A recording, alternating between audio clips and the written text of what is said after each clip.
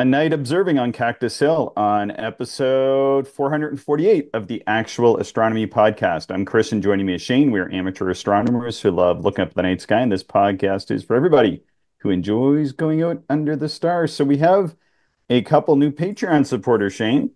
We do. Big thank you to two different Matthews, Matthew R. and Matthew S.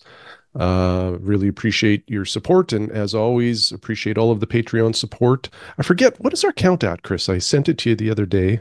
Oh, gee, It's just I under 100, I think, something like that. think So, so. so anyway, lots of thanks to go around. We really do appreciate the support to help keep all of our costs paid for and give us a few extra dollars to buy some astronomy gear here and there. Or or just go out and do a planning session once every 2 years.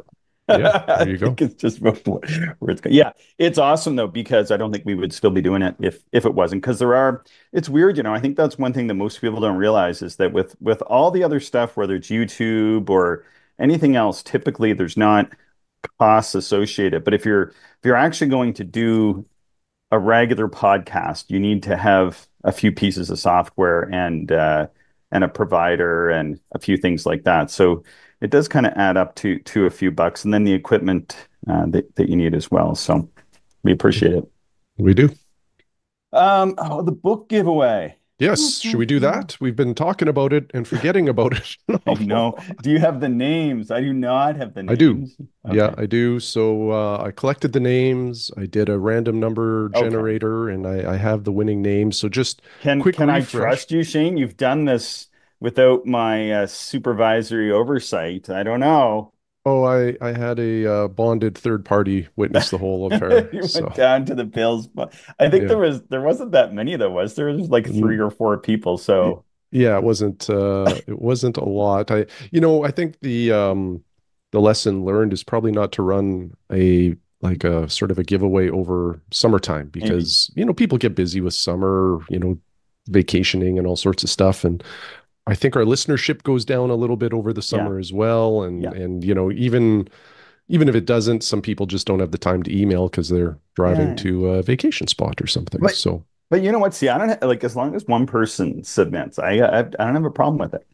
yeah, yeah, And agreed. then that person would get it. Or in this case, anybody who put in had a 25% chance of winning, which are pretty good odds at the Yes, Actual Astronomy Podcast. So, Shane, do you want like the old Christmas vacation ready for the lights to come on drum roll?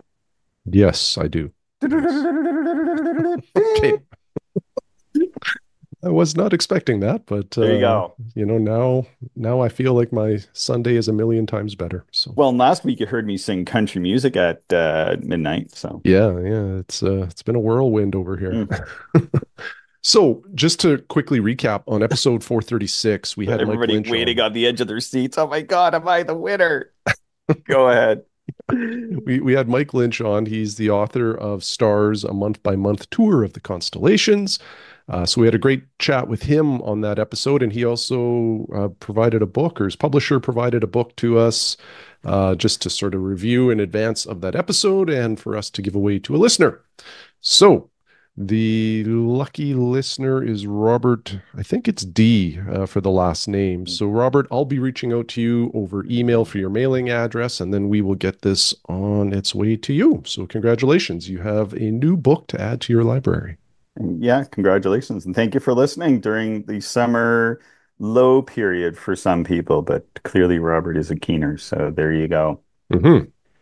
It's like a reward for those who listen. I like it.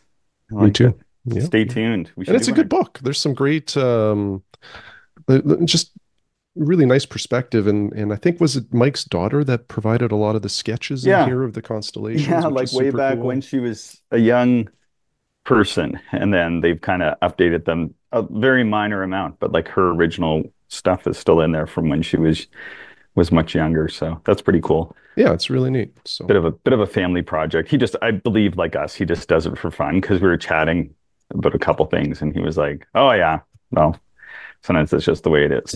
So hmm hmm yeah, I really liked Mike. I thought he was pretty funny. I think he just about everybody, for many of the conversations we have with other people, we often ask about like their telescope disasters, and him nearly burning his house down with the giant reflector and then actually burning the giant reflector down and his wife having to call the local fire department and then having to like hose it down on the back deck with fire retardant. That man, that's got to be close to a win.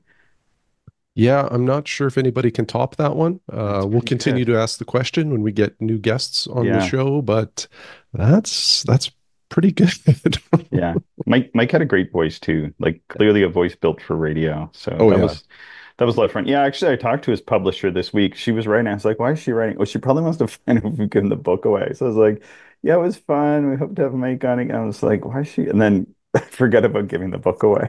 Mm. So I'm glad you're on the ball, Shane. I'm Yeah, we can glad you're on the ball. stroke that So one off the list. exactly. So we were able, so this episode is just going to be about some observing we had recently. We were actually able to get together with a couple listeners. We can call them that, and people who have actually been on the show as guests in the past. Mike and Alistair came, and actually Alistair came and hung out with me for 3 or 4 days, and we were able to get some pretty good observing sessions in here. So yeah, Mhm. it was a lot of fun. Yeah, it was awesome. It was really good and great to see Mike again. Haven't seen him for a little while, and it was awesome that Alistair was able to make the big voyage about Mhm. I think about 800 kilometers. So really Yeah, appreciate him coming down, and it was a lot of fun to observe with everybody. It was great. yeah, it was sort of one of those things where I've had a lot going on trying to get the calendar wrapped up, and then Peter and Howe, some other friends, they had asked if they could pop over on September 1st, independently of one another. Peter just lives local, and Howe lives over in Calgary, and Peter had been thinking about going down to the grasslands, and then he asked if I was going to be around this weekend, I wouldn't mind some company. I said, yeah, sure, come on over. And then Howe came over, and it's really good because don't get to see Howe too much since he moved further west. But man, that September 1 long weekend, Mhm. we had some views of Saturn. It was so steady, Shane. I think that was one of the steadiest nights that I've seen. Yeah, I was disappointed. I was really, really wanting to observe that weekend, but I was in Montreal the previous week and arrived home with COVID, so I was Yeah. unable to really. I didn't have the energy, and I was still testing positive at that point. So I certainly wasn't going to be around people, but Yeah. I'm glad you were able to get some observing in. Yeah. So it's sort of been an interesting time where people have been sort of just asking to come out, which has been awesome. And then Alistair and I have been chatting with him coming out for what seems like years. And then we firmed up his plans and I booked Friday off and came out here on Thursday late afternoon. And he arrived shortly after. And yeah, we did a few hours on Thursday and Friday nights, mostly though, sorting out the mount, which Alistair has the EQ6R, if I'm getting that right. I'm not much of a electronic mount person, so I think that's what he has, maybe with a bit of a caveat, eh? Yeah, yeah, I can't remember. Like it's sort of a hybrid, isn't it? Like it's the body is the Orion Atlas, and then the motherboard was from a Skywatcher or something like that in order to get it Yeah, going. yeah, a pretty funny story was that I kind of wish we had him on to tell him or tell the story. I wish we had recorded in the field, but what had happened was his club had an Atlas 6, I think they're called, donated. It's Orion's version of this sort of mount. And then it was donated with the caveat that when you turn it on, smoke pours out. And then when Alistair took it, because Alistair's, I think, the person primarily who oversees the gear and fixes it up and whatever. And so when Alistair turned it on, sure enough, smoke poured out, and that's typically a bad sign when you're trying to run your mount. Hmm, hmm. So anyway, so he was trying to figure out what to do with this mount, and he decided that he would invest some of his own money and time, and he actually went and bought a motherboard from the UK and had to get a friend of his wife's to ship it here, and it was a big rigmarole. But eventually, he got it and took the took the heart out of the Atlas 6, and then put this Skywatcher motherboard in. And when it starts up, it's a little grindy, but it works, and Hmm. he's been observing quite happily with it. And for the sake of $100 motherboard, he ended up with a brand new mount and saved a mount that would otherwise have ended up in the landfill. And by the way, on these mounts, there is a giant permanently etched thing that says, "Do not throw these in the garbage." I'm not really sure how you're supposed to. It must be like hazardous waste or something, but you're not supposed to just junk them. But I'm sure that happens. Hmm. So Yeah. that's good. Yeah, yeah, and it was fun. Alistair had the 7-inch Maksutov telescope, and I haven't looked through a Mac in a long time. And whenever I do, I always really enjoy the views. They just seem so crisp. Yeah. Yeah, we had lots of views. He's doing like a big double star program or observing double stars and maybe some variables too. Yeah. Pretty neat. And maybe just while we're still talking about Alistair, I noticed he has a unique, and I think he emailed us about this, but the way he logs his observations is he does a voice recording, which I think is Hmm. super cool, because I think that that really captures, the essence of the observation in the moment. And then, Hmm. you have a record, and if you want to transpose that to, you know, text or whatever after the fact, the next morning you can. So I Hmm. just thought that was pretty neat to see. Yeah, yeah, it is. I've seen a few people do that in the past, and I think it is really cool. And I think maybe even Mark over in Quebec, he does it, and then he was able to capture some coyotes one night and send them to us. So you can even get all kinds of ambient sounds. And I know when Mhm. Alistair was recording those, we had a lot of crickets still do. And yeah, he was recording his observations, and the crickets are in the background, and it's kind of neat like that. Yeah, yeah, super cool. Yeah. And he did really help me out. I thanked him. He thought it was a bit overkill how much I thanked him, but um, I bought the Sky-Fi. I think that's what it's called. It's this device from what's called Astro Gadgets over in the Ukraine, which they had moved to Poland for a while, but I believe they are back in the Ukraine because my package definitely shipped from the Ukraine and spent an inordinate amount of time in Canadian customs because probably ordering electronics from the Ukraine is something that most people aren't doing in the present day. So, Mm. but the device works by connecting to the auxiliary port on the hand controller, not the mount. And then what it allows you to do is to retain the alignment by using the hand controller on the mount, and then to still be able to use the hand controller while at the same time connecting to software, in this case, Sky Safari on a tablet or an old cell phone is what I'm using. It's just a really big old cell phone. My wife had bought it. It's almost like a mini tablet. And I also have Sky Safari on my Mac now. So, and I've tried connecting it to both, and it worked pretty good. I just got the IP mixed up because when you're doing the setup, it says put in the IP address, which I assume was for the device, but it wants the for like your computer device, but it doesn't. It wants the other one. But anyway, it doesn't matter. But in doing all that, it becomes a little bit tricky how to do the alignment, and because with some of the other devices and that you would do the alignment through the software, but in this you do it through the mount in such a way that it gets aligned with the software. So it's it's a little bit more of a process because initially my hope was to get the mount to work by simply saving the position and then starting up from that startup position. But it doesn't quite seem to work that way when you use this device. You do have to get it to work. I should say this, to get it to work at its best, you have to do an alignment every time, which is fine. Otherwise, when you start from that parked position, it tends to be just off by a scooch, and then it's not that bad. It's still in the field of view, but only at the lower powers. So anyway, Alistair and I kind of sorted out what the startup procedure should be with that. It sounds simple, but that took hours and hours to do, eh? Yeah, yeah, you were saying that it was no quick or easy feat, and once you figured it out, it was everything seemed to just kind of work as expected, but it took Yeah. a little while to get there. Yeah, because when you think about it, there's a few different ways you can start up a mount, a few different ways you could start up your Sky Safari and all this stuff. And there's a variety of ways you can do it. And sure, like if you just want to put stuff in the field of view, like you don't need to worry about it too much.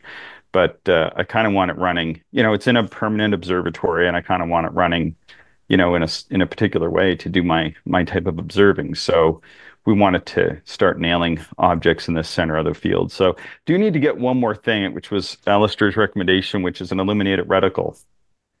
Yeah, So that makes a difference for sure. yeah, so I'm gonna order one tomorrow. I'm just gonna get like nothing super high power.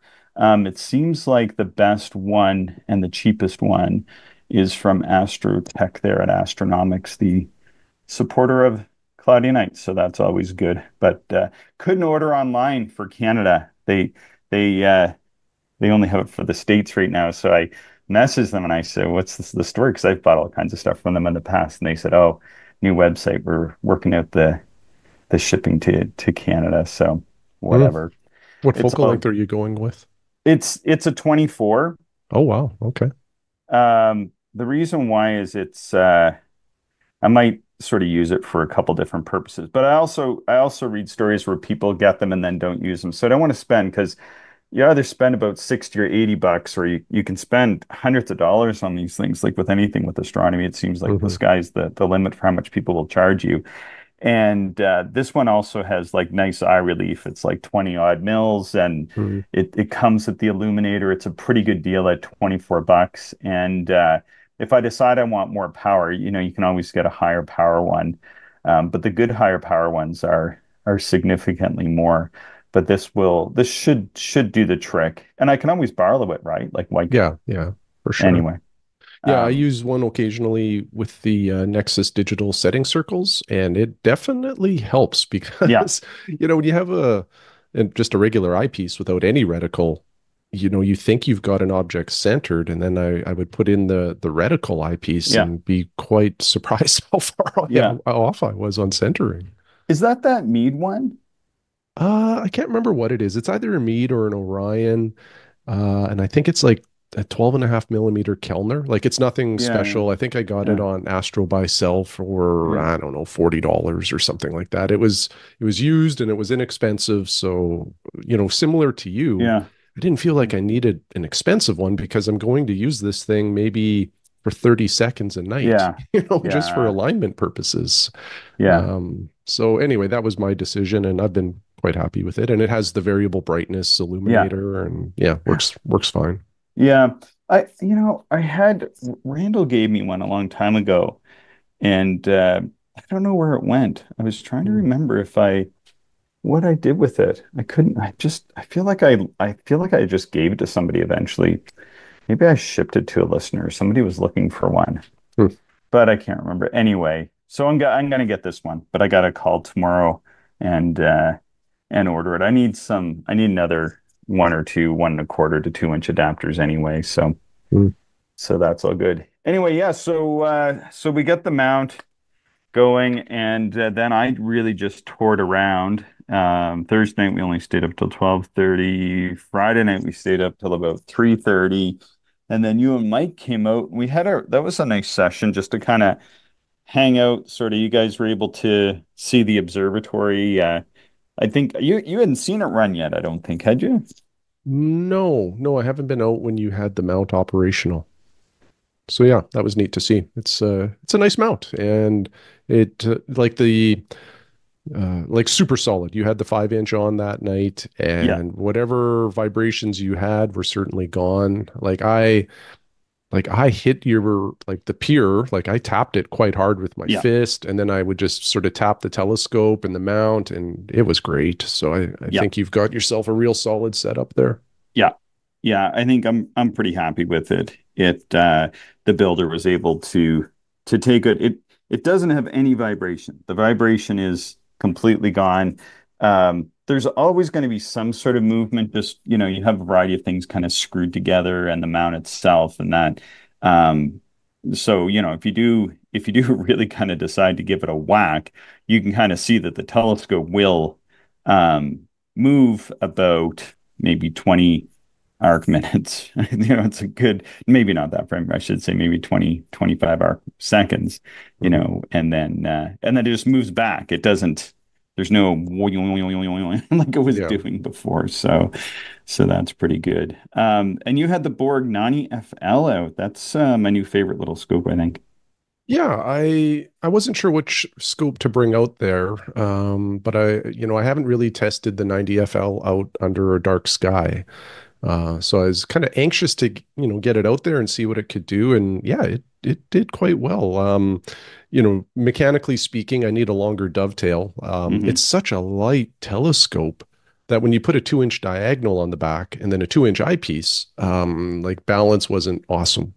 But I like the dovetail I have is just a little 4-inch Vixen. So I Hmm. think if I go 6 to 8 inches, that'll allow me to get the proper balance. And then I think, Hmm. operationally, it'll be even more enjoyable to use. But the views were pretty fun.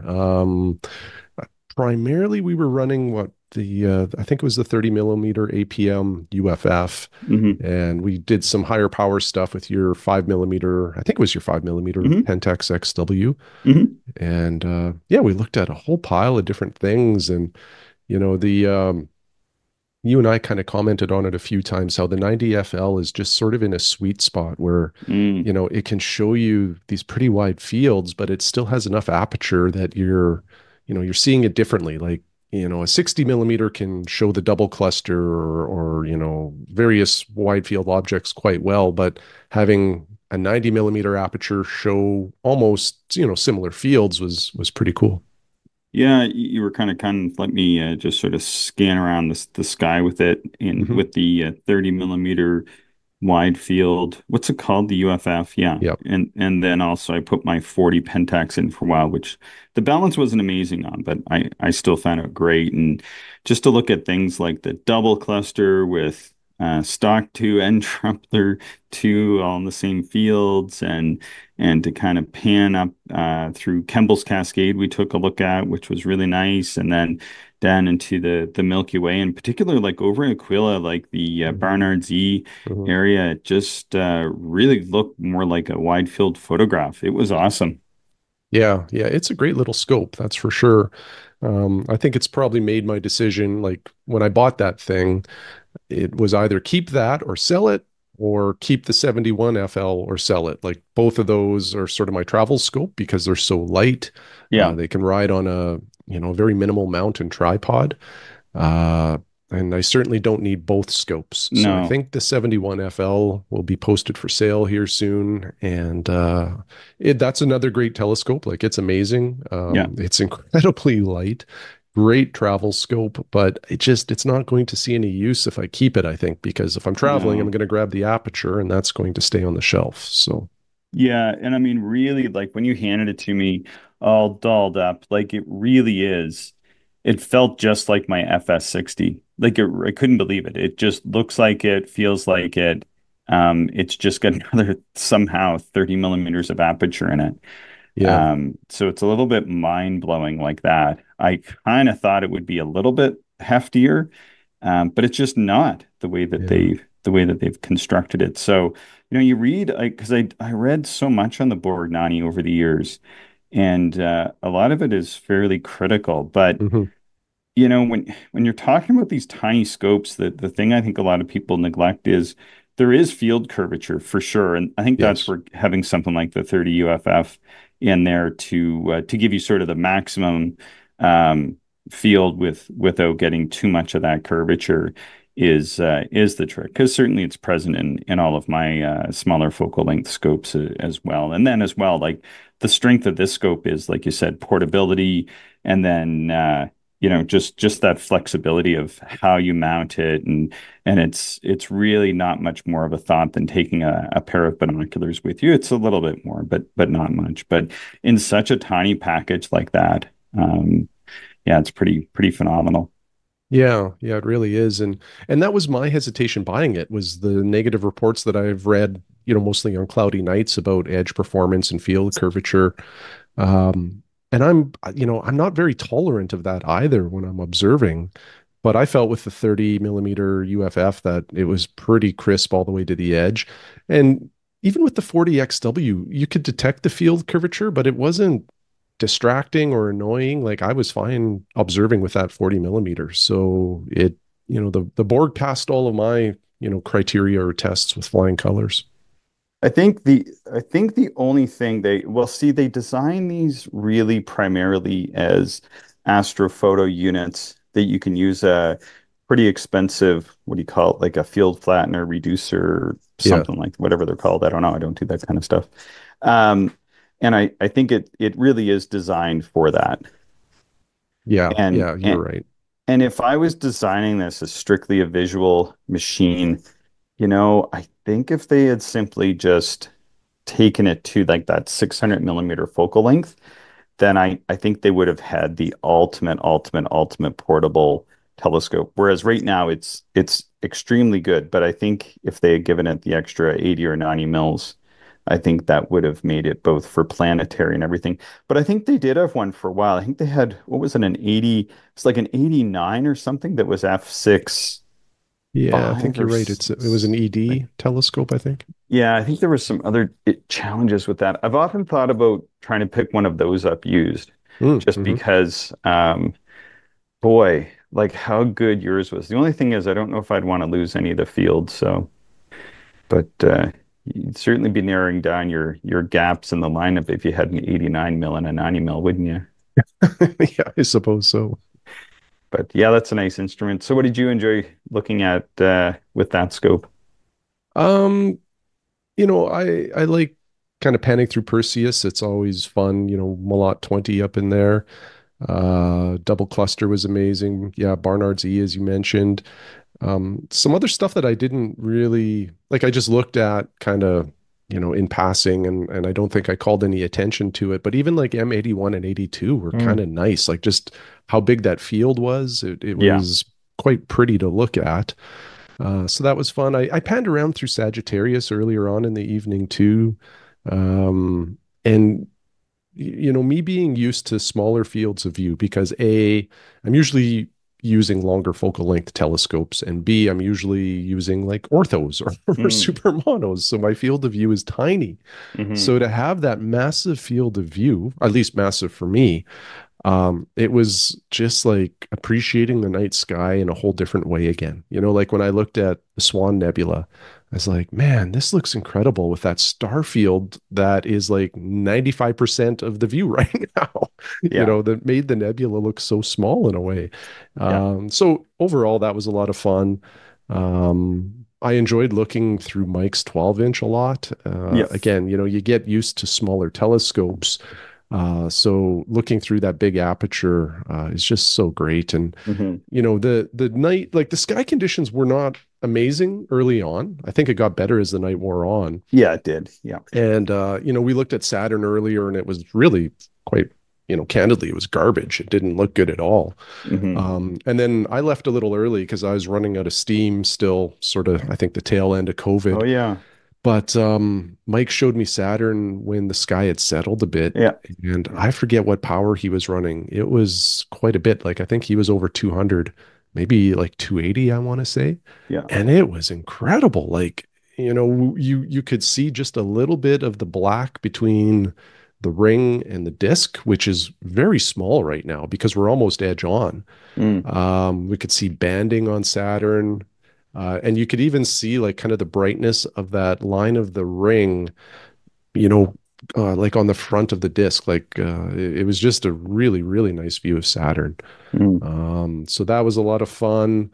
I looked at a few things through Alistair's telescope, which was nice. And we looked at a few things too in the 5-inch, although my memory is escaping me. Yeah, we were looking at the North American Right. Yes, yes. Pelican. Yeah, they were Yeah, they that were was pretty great. good. Yeah. Yeah, Yeah, that was really good. pretty good. And like really, they were essentially overhead, like more or less. Yep. And this is part of the method to the madness of this whole setup, which is, for years, and sometimes I would track an object as it goes into the overhead or pan around until you can find it. But, having found the North American Nebula, literally, several thousands of times, it's really nice just to be able to have it, just to go through the targets as they're passing through the overhead like that. Mm. Took a look at that, and you could really like sense like these are like they almost looked like fluffy clouds out there. I mean, they really had some texture and detail as they're Yes. going through the overhead like that. It's just incredible, really, to see that. Yeah, yeah. When we were looking at the Veil, it was incredible. Yeah. Again, that big field of view and the detail within the nebula was just beautiful. It was really, really nice. Yeah. It really was the scope. It's just wide enough a field that you can get all of the Veil Nebula into it. It should be able to do a scooch more than it seems to be doing, but anyway, maybe at some point I'll get like a 3.5 inch feather touch or something for it. But I really like the way that scope works.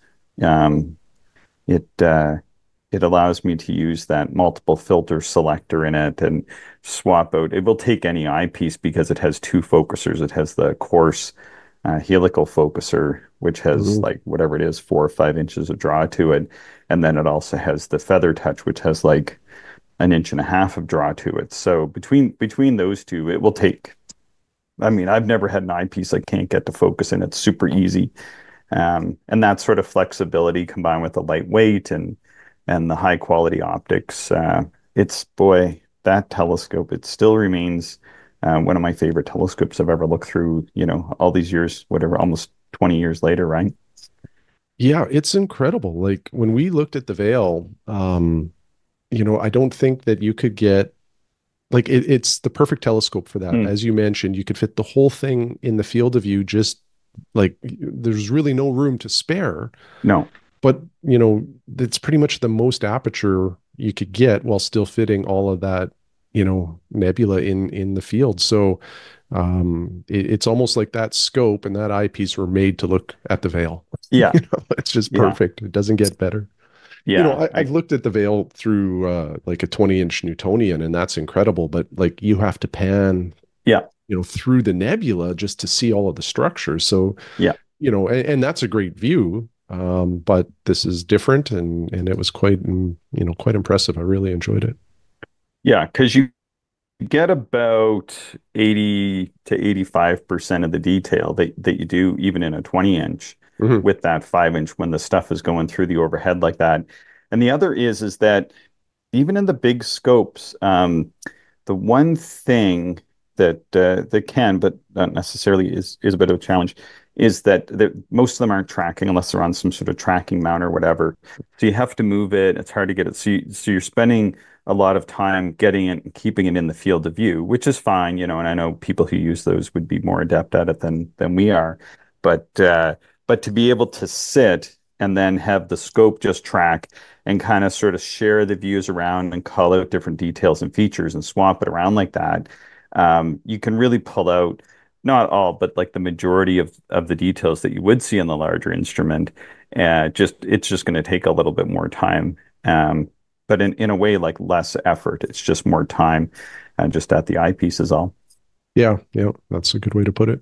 Yeah, so that was fun. And we also took, I think towards the end, just around the time you were leaving, I think we looked at the Helix. That was pretty good too. It was one of the better views I've had of it, actually. Oh, I don't think I looked at that. That Oh, must maybe it have been was, just after I you left. must have Yeah, just walked out, yeah. and then Oh, that's Mike too and I bad. must have Yeah. must have looked just we looked at the skull. Were you there? Maybe it was the skull we were looking at, the NGC 246 there, the Yeah, I can't remember. Planetary Nebula and Cetus. Yeah, yeah. No, that one's escaping me too. But Huh. at that point, I was pretty tired, so I could Yeah. have and just forgot. Yeah. I mean, I didn't take any notes. I did a few sketches. I actually did a sketch of the veil. Oh yeah.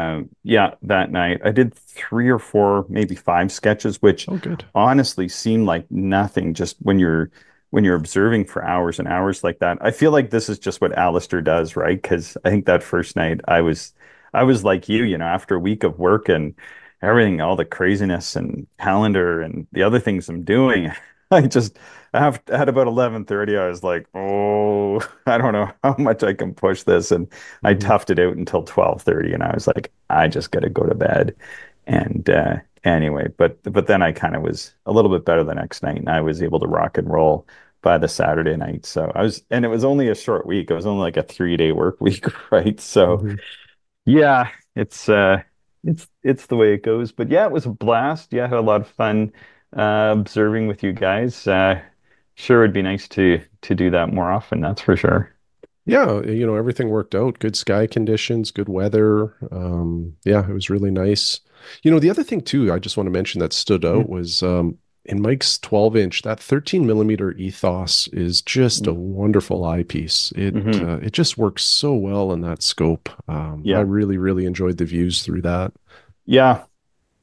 Yeah, very nice like that as well. My only limitation is with my eyeglasses. I just like I kind of have to take them off and on. And anyway, I have so much astigmatism, that Mhm. it's just so bad when I take them off. Like you would, yeah, I struggle to get the full enjoyability out of it. Right, right. Yeah, but it's a beautiful combination in that scope. So sometimes when it's just Mike and I observing, we'll use like my longer eye relief eyepieces when it's just two of us. So Mm. yeah, yeah, it should be good. But yeah, that was a lot of fun. Thanks for coming out. Always enjoy seeing you. I'm glad that you're feeling better. And it's kind of funny that you had COVID, just I had it and then you had it. Just, but we never even saw each other, so you can't blame me. No, no, can't blame you. I would if I could, but I can't.